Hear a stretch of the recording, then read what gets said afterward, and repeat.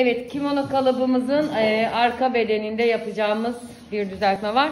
Şu ileride gördüğünüz gibi şöyle göstereyim.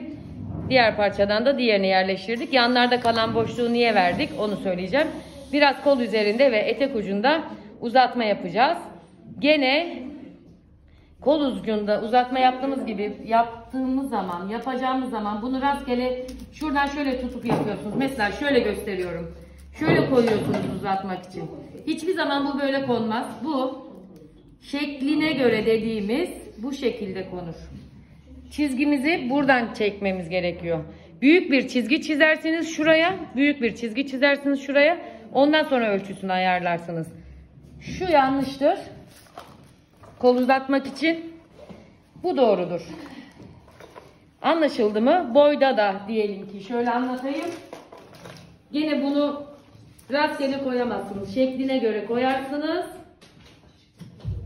Şöyle çizerseniz. Çizerken de elinizi şu şekilde tutmanız gerekiyor.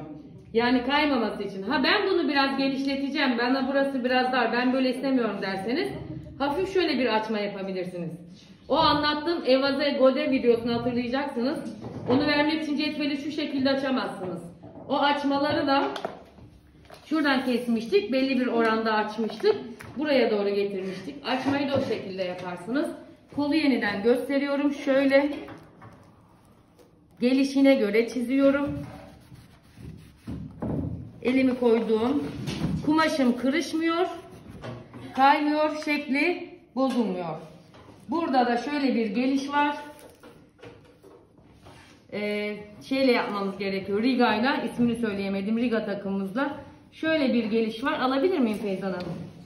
Şöyle getirip bunu yapacağız.